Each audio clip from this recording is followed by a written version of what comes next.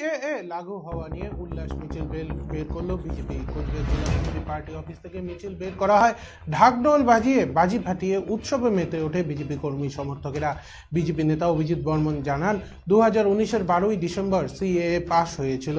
সেই citizen amendment act আজ থেকে সারা দেশে লাগু করা হয়। যারা এতদিন নাগরিকত্বের পরিচয় দিতে পারেনি তারা এখন নাগরিকত্বের পরিচয় দিতে পারবে বলে জানান তিনি।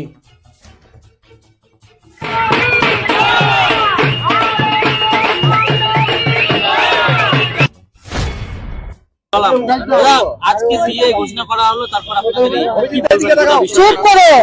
দেখুন, আমরা সকলেই জানি 2019 সালে 12ই ডিসেম্বর সিটিজেনশিপ অ্যামেন্ডমেন্ট অ্যাক্ট পাশ হয়েছিল।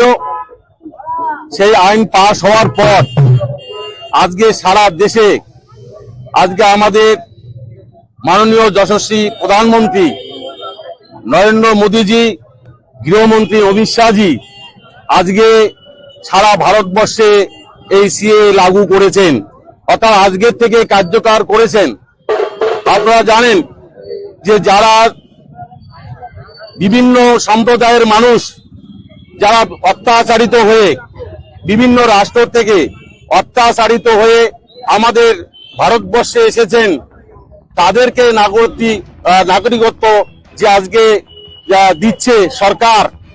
তো আজকে সবচেয়ে আমরা আগে ধন্যবাদ জানাবো মোদিজিকে, অমিত শাহজিকে আমরা ধন্যবাদ জানাবো যে যারা নিপীড়িত অত্যাচারিত মানুষ এতদিন তারা তাদের পরিচয় দিতে পারেনি, একার নাগরিকত্ব পরিচয় দিতে পারেনি, কিন্তু আজকে তারা বুক খুলে তাদের নাগরিকত্ব পরিচয় দিতে পারবে।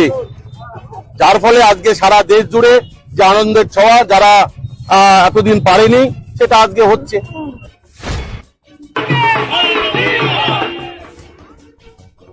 তৃণমূলের জেলা সভাপতি অভিজিৎ দেবভৌমিক বলেন, ভ্রান্ত প্রচার করা হচ্ছে। ভারতবর্ষে বসবাসকারী প্রত্যেকে ভারতের নাগরিক। ভোটের আগে এই রাজনীতি করে কোনো লাভ নেই বলে জানান তিনি।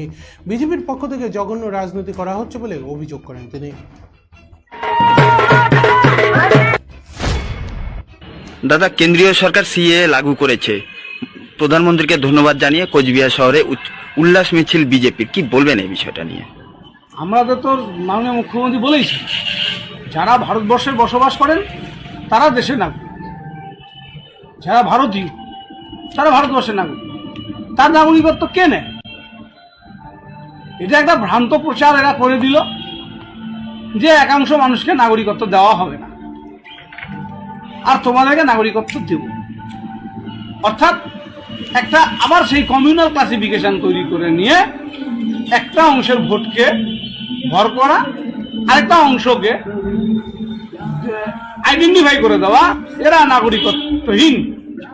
এটা হচ্ছে ক্লাসিফিকেশন করা করে ভোটকে নেওয়ার একটা রাজনীতি।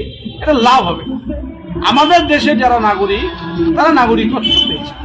আমাদের এপিক্স কার্ড আছে, আধার কার্ড আছে, ইনকাম ট্যাক্স ফাইল আছে, কারো পাসপোর্ট আছে।